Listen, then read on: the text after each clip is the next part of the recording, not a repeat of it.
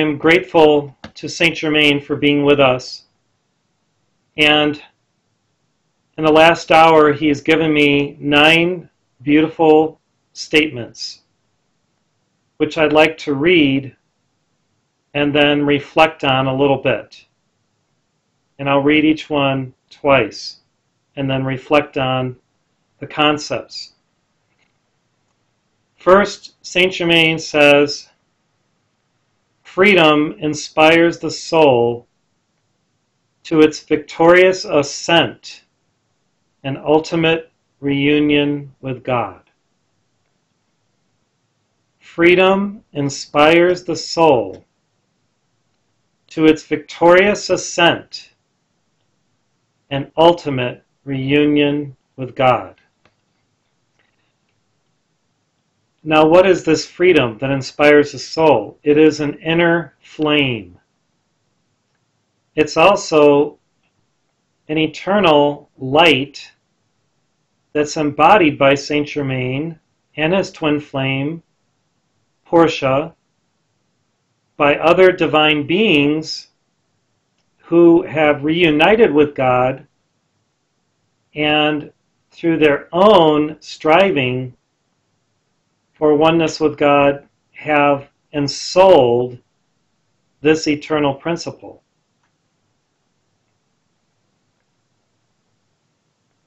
They show us how to ascend and how to have our ultimate reunion with God by their beautiful example, by their lives lived to the glory of God, by their sacrifices, their givingness, their striving, their teaching, and the light that they have anchored upon the earth. This freedom that inspires the soul is such a powerful dynamic that when we have it, when we access it, it propels us unto our victory. Because we have to strive for that union with God, because we know that there is no other course for us. There is nothing else of complete value to our lives except love and that which helps us to reunite with God.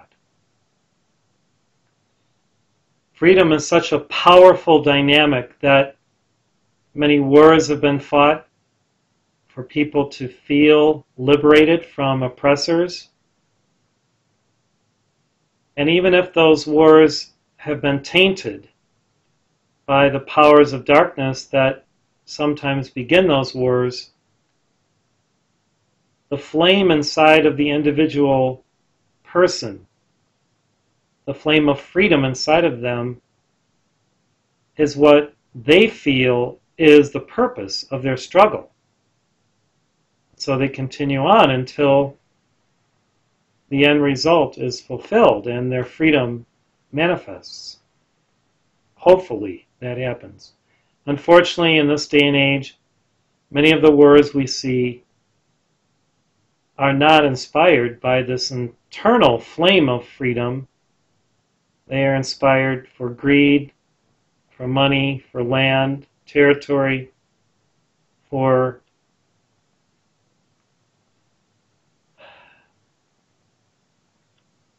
oil,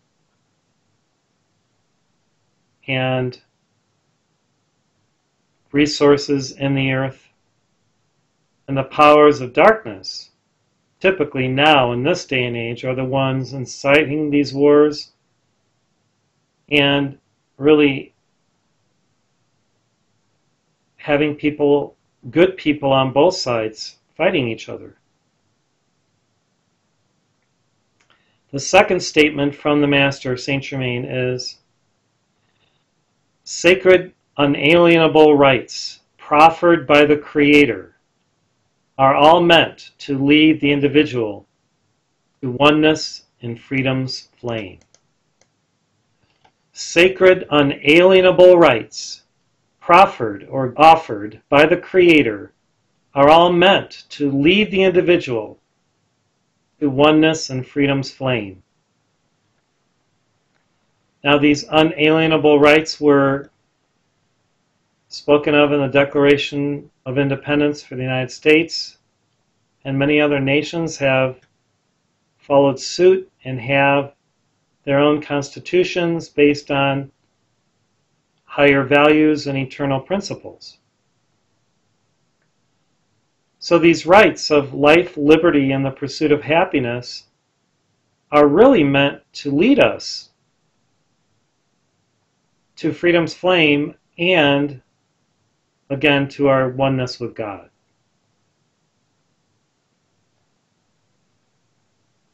If a nation does not offer these unalienable rights to life, liberty, and the pursuit of happiness, and certain freedoms, freedom of expression, freedom of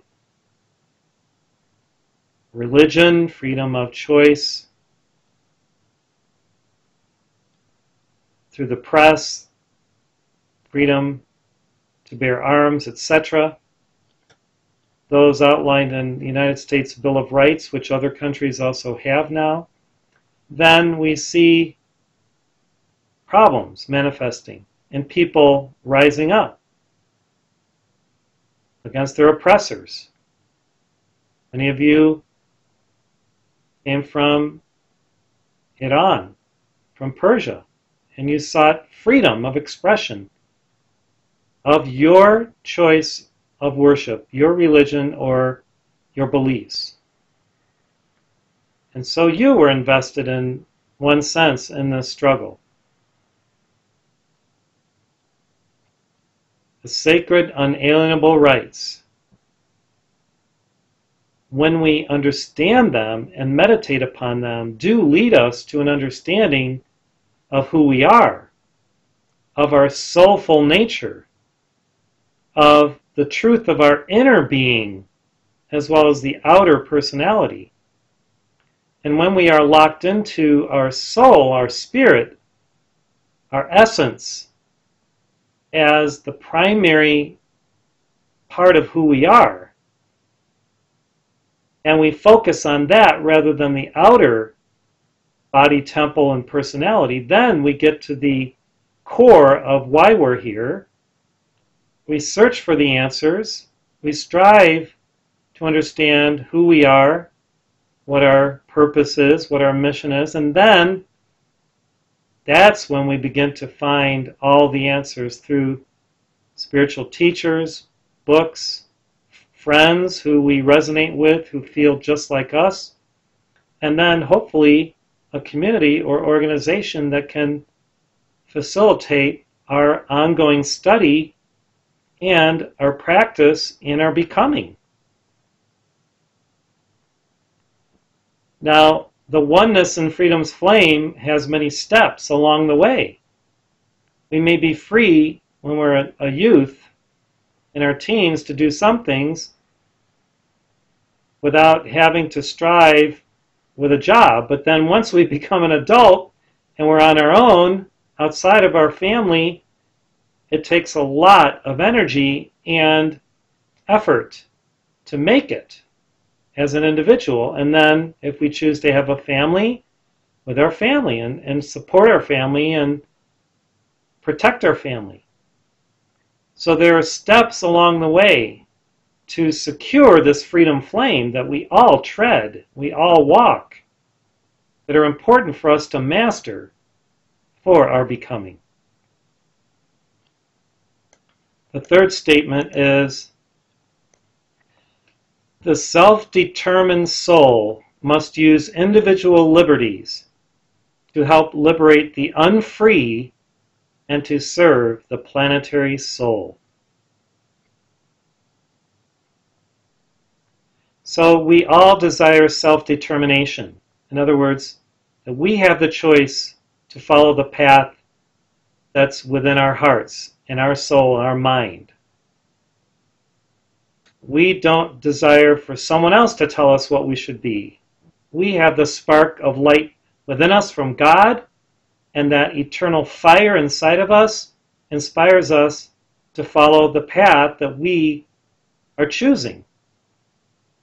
However, once we walk a spiritual path, we will always also use those individual liberties to help others, to liberate those who are unenlightened or unfree, those who haven't yet begun to understand their true nature. And then, if we work in consonance and in harmony with other spiritual devotees, we can help to serve the planetary soul, in other words, the souls of all mankind. And we do this in our Heart Center community through our broadcasts and our prayers, our songs, because they invoke so much light to go forth to serve many, many people and all nations. And we truly do love all mankind. We don't have prejudices toward one group, one race, one culture, one religion, one people. We understand all are sons and daughters of God, no matter what nationality, race, creed, orientation, etc. We're all born of the one eternal Father, Mother, God. And we're all working toward planetary liberation and the liberation of the soul of every man, woman, and child. And it is our right in a self-determined state to really go for it and use the media that we have and use our talents and gifts to make divine liberation a goal, so that every individual can pursue their inner direction, their divine plan, their holy mission in life. And the purpose of our internet website and our broadcasts is to inspire people to go for it with the talents and gifts that they have, that God gave them in this lifetime. And I pray that we will always find an opportunity to inspire people to do their best, to follow their dreams, to realize their goals. The fourth statement, freedom as an eternal manifestation of light and awareness of divine principles and values, is aware of the delicate balance wrought by the interplay of justice and mercy. So freedom is an eternal manifestation of light. It is also an awareness of divine principles and values, and it is aware of this balance between justice and mercy. If we only have the letter of the law through justice, and there's no mercy through the spirit of the law, there's an imbalance. And so in a righteous system, there are checks and balances against the misuse of law, and the mercy and the grace through understanding that people are people, they make mistakes, and they can, maybe through ignorance, make those mistakes, and if they're enlightened, then they won't make those mistakes. That dynamic helps people to grow. So freedom is an eternal manifestation of light. It is actually an awareness of divine principles and values. And it is aware of the delicate balance wrought or manifest by the interplay of justice and mercy. The Shakespearean plays that were actually penned by Saint Germain as Francis Bacon, as well as a few other of his writer friends, bring to our understanding these dynamics of mercy, forgiveness, as well as justice. And so when we study these Shakespearean plays, as we're doing now for the next 3 years, we will have keys to the development of our minds for a greater awareness of what these divine principles and values are. because Saint Germain, as Bacon, embedded them and coded them within the words of these plays. It's a beautiful thing. So the fifth statement, license to act must be tempered by an internal integrated awareness secured by following truth for it to be transmuted into the light of liberty and the flame of freedom. License to act must be tempered by an internal integrated awareness secured by following truth for it to be transmuted into the light of liberty and the flame of freedom. So license is a type of freedom to act. In and of itself, though, it is not real freedom. It's just opportunity to act, free will to act. It must be tempered. It must become wise by an internal integrated awareness within the soul, secured by following truth. We must follow the truth of God, the truths within righteous scriptures, East and West, the truth within our own I Am Presence and Holy Christ Buddha's Self, for that license to be transmuted into the light of liberty and the flame of freedom. So teenagers have a lot of license to act, but they're not always wise. They make stupid decisions. And when we become adults, hopefully we become wiser and wiser and wiser, and then we make better choices. Little children aren't responsible for a lot when they're very young, and their responsibilities grow as they use free will wisely, as they learn in school, and then apply the principles and values that they learn both in school and in the home and in their sanctuaries or temples or churches or synagogues or mosques, and they learn how to live according to the truth, the way, and the life of a living teacher, such as Jesus or Gautama Buddha, Lord Maitreya, Krishna, and other divine teachers, the Divine Mother. So license can be transmuted into the light of liberty and the flame of freedom when it is tempered by truth, following that truth. The sixth statement from the Master, to strive and even fight for one's personal, group, or national right to self-determination and freedom, to live beyond tyrannical control, is a worthy cause. However, throughout the struggle, assess your motives to ensure that the means to reach your goal are justified and are aligned with other important principles and values, especially compassion. So I'll read it again. To strive and even fight for one's personal, group, or national right to self-determination and freedom, to live beyond tyrannical control, is a worthy cause. However, throughout the struggle, assess your motives to ensure that the means to reach your goal are justified and are aligned with other important principles and values, especially compassion. And I spoke a little bit about this earlier. If we have tyrannical dictators controlling a nation,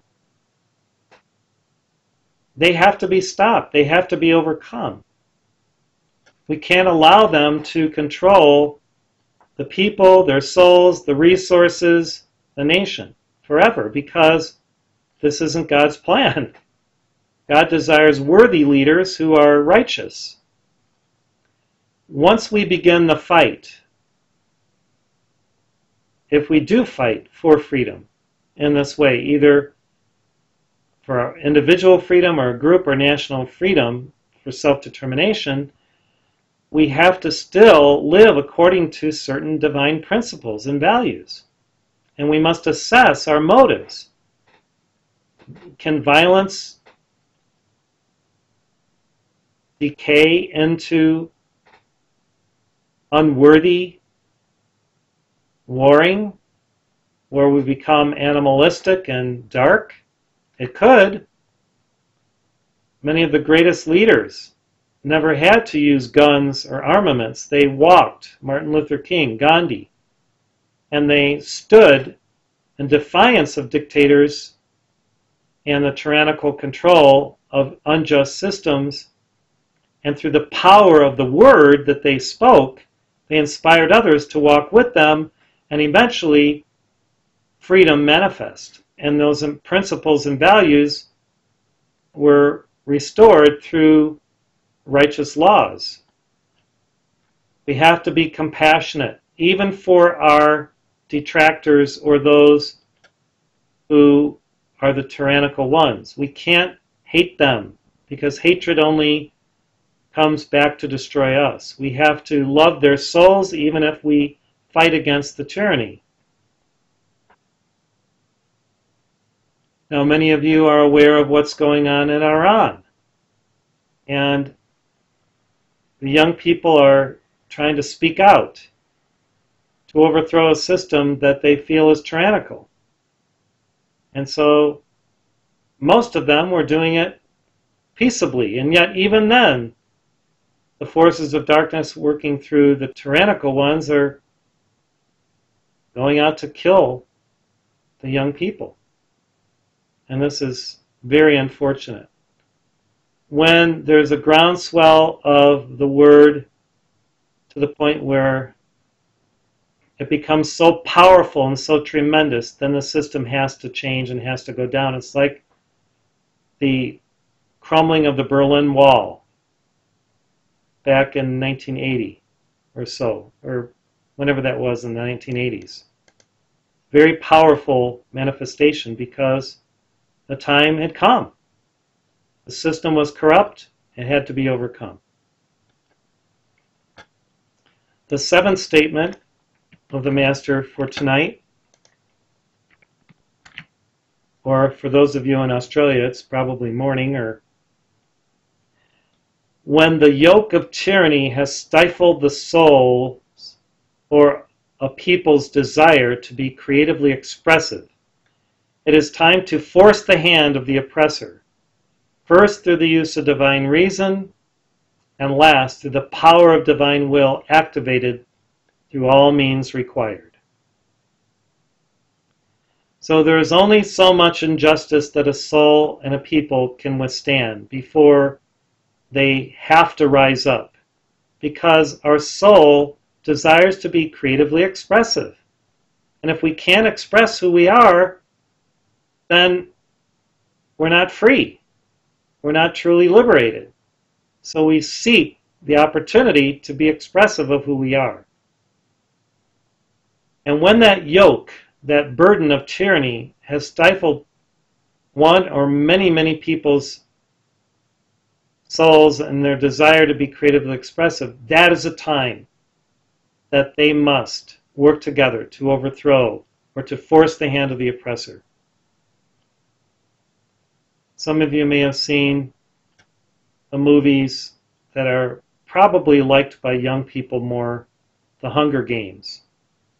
And this is, of course, not a true story. It's fantasy, but it's maybe at a time when all these sectors of society were controlled through one central government that was unjust and tyrannical. And so it took a heroine, a young lady who could shoot arrows pretty well and overcome the darkness of that system so that everyone could be liberated. I think there's a lot of darkness in those movies, and it's pretty sick. The first one especially, where young people have to kill each other. But so the movies have a lot of darkness too. Yet the storyline is such that it is about overcoming the oppressor. And finally, when the people had had enough, they have to stand firm. Now, why is Saint Germain sharing all this tonight? Because I think a lot of you know that you stand for freedom and justice and overcoming tyranny in your own native land. And the more you invoke the light of the Christ, the Buddha, the Divine Mother, and all the saints and ascended masters of heaven, Zarathustra, the more power you wield in your higher bodies to first do that work at a spiritual level. You may not be the ones who are going to go back and demonstrate physically. Your demonstration is spiritual power through the Word, and that's why you are sons and daughters of God and advanced on your spiritual path, where you use the power of the spoken word to do this. It's very, very powerful. And who's to say how much the response of these young people is actually a response to your prayers? I think it is a response. Very wonderful. Okay, the eighth statement. The glory of everlasting freedom and brother sisterhood, won through sacrificial love, far outshines the temporal liberties that lapse into pleasure-seeking and egoic living. So we should strive for everlasting freedom and brother sisterhood. These are won through sacrificial love, and these far outshine the temporal liberties, the temporary or temporal, the fleeting liberties that lapse into pleasure-seeking and egoic living. Sometimes when people are free, they can then get involved in a lot of pleasure because they don't have to strive so much.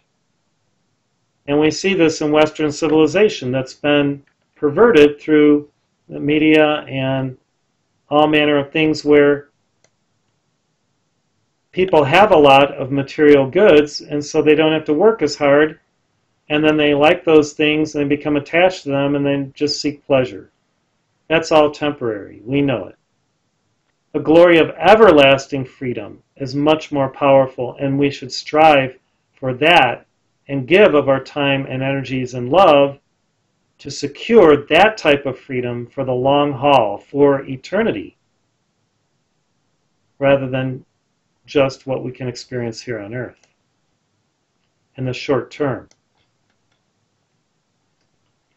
And the final statement of the 9, freedom, truth, and justice are holy brothers, just as liberty, wisdom, and mercy are sacred sisters.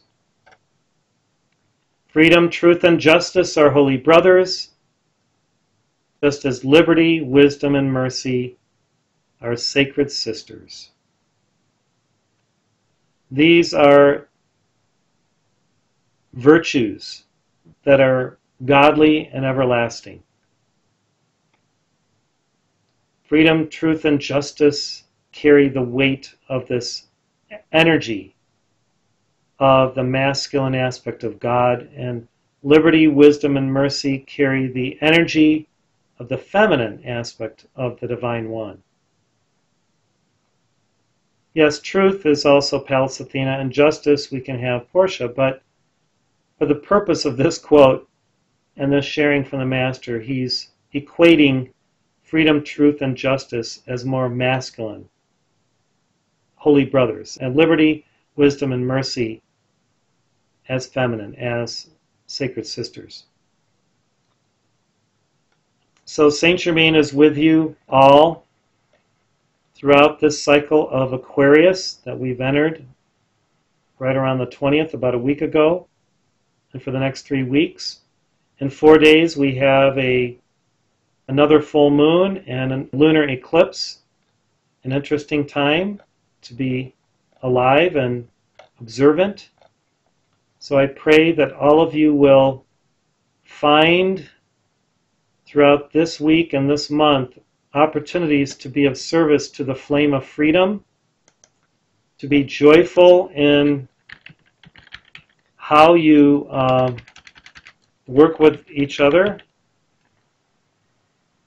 and just to really be conscious and aware and just helpful. To be helpful to others is a sign of one who has attained a certain level of understanding of the Holy Spirit. Now, I will address one question that came, and I'm going a little over. I hope that's okay. If a person had forgiven another for a mistake, does the one who is forgiven go through the hardship of the karma of the mistake, or should they have no experience about it? Especially knowing all of this suffering is illusion and a dream. Well, when you forgive, you are liberated. The other person still has the karma to balance. Yet when you forgive, the strings of attachment between you and the sense of injustice that you have of what that other person did are transmuted, and you are liberated. So forgiveness helps the person who forgives more than it helps the person who is forgiven. When we forgive, it doesn't balance the karma of the other person. No, they still have to balance that karma. What it allows is mercy and grace so that they feel forgiven and they can move on and strive to balance that karma. Now, there are exceptions to this, and that is when Jesus forgave someone, he could heal the person through that flame of forgiveness. Thy sins be forgiven, and then they were healed. So he had the power as the Son of God to transmute the karma, but that's rare. Most of us don't have the power to transmute another's karma. They have to do it themselves. But because those persons came to Jesus and asked for forgiveness, he was able to be a nexus for that transmutation. Now, can you be a nexus for that level?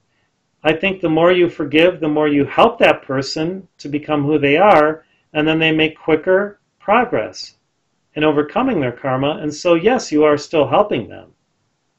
Yet forgiving them in and of itself doesn't transmute their karma. They still have to balance whatever that karma is. So, Mashid, thank you for that question. It was a good question, and I pray that the understanding will help you and others. So I'm going to turn off my recording now.